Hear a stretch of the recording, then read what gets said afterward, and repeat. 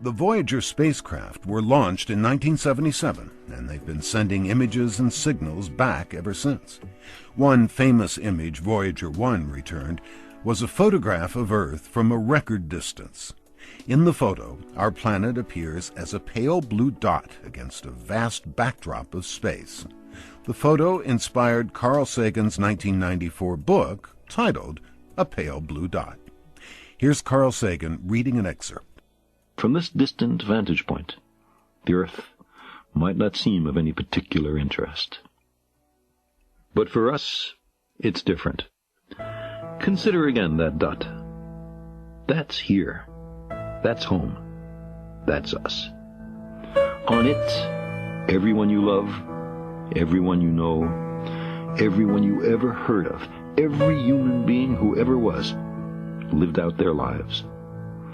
The aggregate of our joy and suffering, thousands of confident religions, ideologies, and economic doctrines, every hunter and forager, every hero and coward, every creator and destroyer of civilization, every king and peasant, every young couple in love, every mother and father, hopeful child, inventor and explorer, every teacher of morals, every corrupt politician, every superstar, every supreme leader, every saint and sinner in the history of our species lived there, on the mote of dust, suspended in a sunbeam.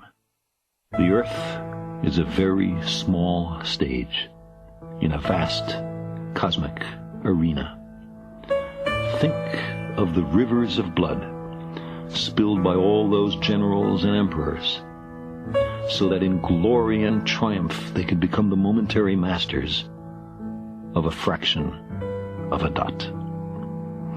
Think of the endless cruelties visited by the inhabitants of one corner of this pixel on the scarcely distinguishable inhabitants of some other corner. How frequent their misunderstandings, how eager they are to kill one another, how fervent their hatreds. Our posturings, our imagined self-importance, the delusion that we have some privileged position in the universe, are challenged by this point of pale light. Our planet is a lonely speck in the great enveloping cosmic dark.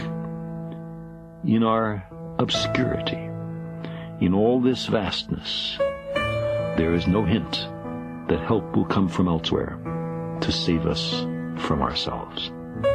The Earth is the only world known so far to harbor life. There is nowhere else, at least in the near future, to which our species could migrate. Visit? Yes. Settle? Not yet. Like it or not, for the moment, the Earth is where we make our stand. It has been said that astronomy is a humbling and character-building experience. There is perhaps no better demonstration of the folly of human conceits than this distant image of our tiny world. To me, it underscores our responsibility to deal more kindly with one another and to preserve and cherish the pale blue dot, the only home we've ever known.